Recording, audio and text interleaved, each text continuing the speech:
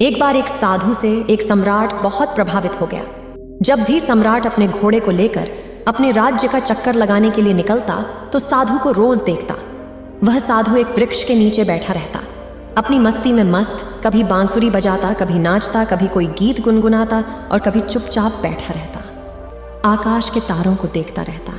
सम्राट जब भी उसके पास से अपने घोड़े पर सवार होकर निकलता तो वहां पर वह एक बार जरूर रुक जाता। उस साधु को देखे बिना उससे न रहा जाता था। छुपकर वह साधु की मस्ती को देखता और फिर वहां से चला जाता।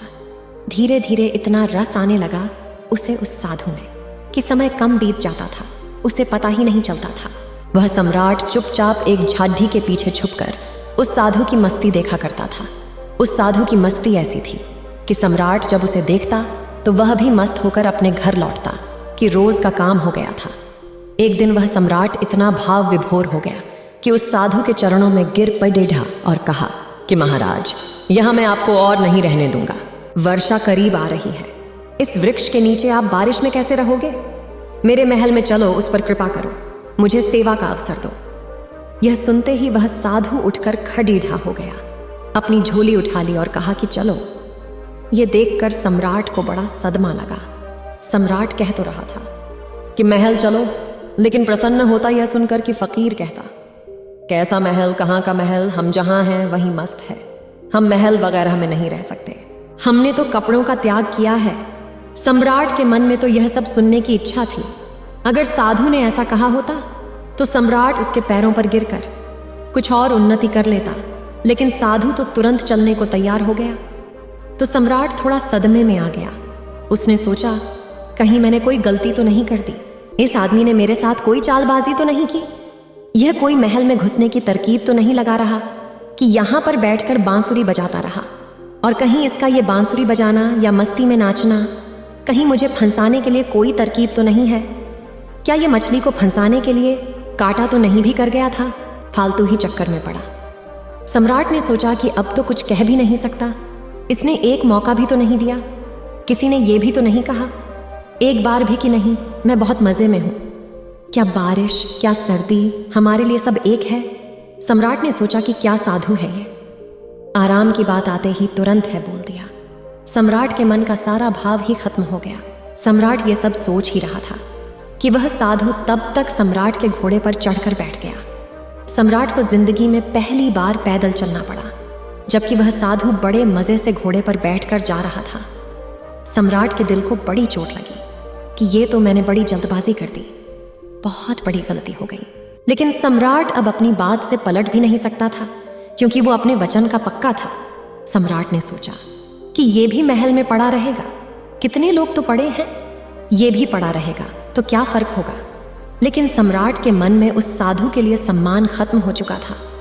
साधु तो महल में जाकर रहने लगा, पर सम्राट को दिन प्रतिदिन कष्ट बढ़ने लगा, क्योंकि साधु ऐसी मस्ती में रहता था। जब यही साधु उस वृक्ष के नीचे मस्त रहता था तो सम्राट के मन में उसके लिए आदर पैदा हो गया था कि कैसा गजब का त्यागी है। साधु तो वृक्ष के नीचे भी बांसुरी बजाता था और महल में आकर भी वह बांसुरी ही बजाता था, लेकिन अब वो मखमल के कंधों पर बैठकर बांसुरी बजाता था। यह सब देखकर सम्राट की छाती पर सांप लौट जाता था कि कहाँ का आदमी मैं उठा लाया, यह कोई साधु ही है। सम्राट से भी ज्यादा शान से वो रहता था। सम्राट को तो कुछ चिंता फिक्र भी थी। आखिर अपना साम्राज्य, अपना महल, अपनी धन दौलत, सैकड़ों चिंताएं थीं, लेकिन उस साधु को तो कोई चिंता नहीं थी। वह तो बांसुरी बजाए, नाचे, मस्त भोजन करे। 6 महीने किसी तरह सम्राट ने बर्दाश्त किया, लेकिन बात बढ़ती गई। सम्राट के लिए सहना मुश्किल हो गया। एक दिन सम्राट ने कहा, महाराज, एक निवेदन करना है, अब मुझ में और आप में क्या फर्क है? साधु ने कहा, फर्क जानना चाहते हो? सम्राट ने कहा, हाँ महाराज। साधु ने कहा कि तुम 6 महीने क्यों फालतू परेशान रहे? ये बात तुम्हें उसी वक्त पूछ लेनी चाहिए थी जब मैं घोड़े पर बैठा था, क्योंकि मैंने तो देख ही लिया था कि ये बात तुम्हारे मन में उसी वक्त उठ गई थी जब मैं झोला उठाकर चलने को राजी हुआ। उसी वक्त तुम्हारा चेहरा मैंने देख लिया था। यह प्रश्न तो उसी समय तुम्हारे भीतर था। अरे बुद्धू, तुमने 6 महीने तक अपनी छाती क्यों जलाई? वहीं पूछ लिया होता, मैं झोला डालकर फिर वहीं बैठ जाता। किस बात का संकोच कर रहे थे तुम? लेकिन मैं प्रतीक्षा कर रहा था कि देखूं कब तक तुम पूछते हो। तो कल सुबह फर्क बता ही देता हूं तुम्हें, लेकिन हाँ, गांव के बाहर बताऊंगा। सुबह सम्राट जल्दी उठा, उत्सुकता जानने को कि क्या फर्क है। सम्राट ने सोचा कि क्या फर्क हो सकता है। मुझे तो कुछ भी फर्क नहीं लगता। खाना जो मैं खाता हूं वही वह खाता है और मुझसे भी ज्यादा मांग करता है। ये लाओ वो लाओ। मैं जिस कमरे में रहता हूं उससे भी ज्यादा सुंदर कमरे में रहता है। मेरा 2-3 नौकरों से काम चल जाता है। ये पूरे दिन 15-20 नौकर साथ रखता है। इसकी जरूरतों का तो कोई अंत नहीं, मांग ही चला जाता है। कपड़े इतने शानदार पहनता है कि मुझे कोई देखे तो समझे कि मैं इसका मंत्री हूं। ये खुद ही इस महल का सम्राट मालूम पड़ता है। कम से कम महल के बाकी लोग मुझसे डरते तो हैं। इसके आंखों में तो डर नाम की कोई चीज भी नहीं है। बस पूरे दिन बिना किसी चिंता के मस्त बांसुरी बजाता रहता है। आज मैं भी देखूं कि क्या फर्क बतलाता है। सम्राट सुबह सुबह साधु के कमरे में पहुंच गया। वहां जाकर देखा तो साधु ने वही पुराने कपड़े पहने हुए थे जो उस वृक्ष के नीचे बैठकर पहनता था। उसी झोले को अपने एक हाथ में उठा रखा था और दूसरे हाथ में बांसुरी लिए तैयार खड़ा हुआ था।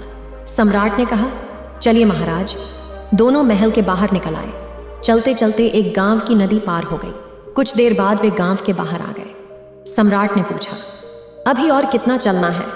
साधु ने कहा कि बस कुछ देर और चलते चलते सुबह से दोपहर हो गई। सम्राट ने कहा, बस अब और आगे नहीं, जो भी कहना है यही कह दो। साधु ने कहा, मैं तो आगे चलता हूं, तुम चलते हो कि नहीं? सम्राट ने कहा कि मैं कैसे चल सकता हूं? मेरा महल, मेरी बीवी, मेरे बच्चे, मेरी धन दौलत सब कुछ मुझसे जुड़े हुए हैं। मैं तुम्हारी तरह फकीर थोड़े ना हो जिसे किसी बात की कोई चिंता ही नहीं। साधु ने कहा, बस यही फर्क है तुमने और मुझ में। मैं कहीं भी जा सकता हूं, तुम नहीं जा सकते हो। मैं हर परिस्थिति में खुश रह सकता हूं, लेकिन तुम नहीं। जब मैं उस वृक्ष के नीचे रहता था तब भी मस्ती से रहता था और अपनी जिंदगी के एक एक पल को जीता था। जब मैं तुम्हारे महल में चला गया वहां भी मैंने अपने अनमोल जीवन के एक एक क्षण को पूरी मस्ती और खुशी के साथ जिया। अब जब मैं कहीं और चला जाऊंगा तब भी ऐसी ही जीऊंगा। हम जहां जिस वक्त रहते हैं पूरे तरीके से वहीं रहते हैं। हम न तो अपने बीते हुए कल के बारे में सोचकर पश्चाताप करते हैं और ना ही भविष्य की चिंता करके अपने वर्तमान को खराब करते हैं। हम तो बस आज में जीते हैं, क्योंकि हम समझ चुके हैं कि जीवन तो आज में है, अभी इसी पल को जीने में है। बस यही छोटा सा फर्क है तुझ में और मुझ में कि तुम्हें परिस्थितियां चलाती हैं और हम परिस्थितियों को चलाते हैं। तुम खुश रहोगे या दुखी रहोगे तुम्हारे आसपास होने वाली घटनाओं पर निर्भर करता है, लेकिन हमारे लिए यह घटना जिंदगी के सफर का एक हिस्सा मात्र है। अचानक सम्राट को महसूस हुआ कि अरे ये मैंने क्या कर दिया, इतनी अद्भुत आदमी को गवा दिया। 6 महीने इसके साथ सत्संग भी ना कर पाया। सत्संग करता भी क्या खाक। मेरे मन में तो यही चल रहा था कि ये तो एकदम साधारण आदमी निकला, खोटा सिक्का निकला जिसके ऊपर सोने की पॉलिश दी हुई थी, लेकिन अंदर से मिट्टी निकला। तुरंत ही सम्राट साधु के पैरों पर गिर पड़ा। बोला, नहीं महाराज, आगे नहीं जाने दूंगा। साधु ने कहा, देख मुझे कोई परेशानी नहीं है। यह रहा तेरा घोड़ा, मैं फिर इसी पर महल में वापस चला जाऊंगा, लेकिन फिर तुझे परेशानी होगी। ऐसा सुनते ही सम्राट के मन में वही विचार आया कि अरे ये साधु तो फिर से आसानी से मान गया। साधु ने सम्राट के चेहरे की तरफ बड़े ध्यान से देखा और फिर बोला, लेकिन नहीं, मैं नहीं आऊंगा, क्योंकि तू फिर नहीं सुधरेगा। फिर तुझे परेशानी होगी और तू फिर से चिंता में पड़ जाएगा। हमारा क्या, हम तो सन्यासी हैं। हमारे लिए तो महल और जंगल सब एक जैसे हैं। हमें कोई समस्या नहीं, क्योंकि जिसे समस्या है वो सन्यासी नहीं है। मेरी बांसुरी जैसे महल में बजती थी वैसे ही जंगल में भी बजेगी और बजती रहेगी। ये कहकर वो साधु वहां से चल देता है और सम्राट वहीं खड़ा खड़ा उस साधु को जाता हुआ देखता रहता है। अगर हम अपने जीवन को भी देखें तो हमें हमारी परिस्थितियां चला रही हैं। असलियत में एक इंसान अपनी परिस्थितियों का गुलाम होता है। अगर परिस्थितियां अच्छी चल रही हैं तो वह बहुत खुश रहेगा, लेकिन जैसे ही समय पलटता है आदमी दुखी होता चला जाता है।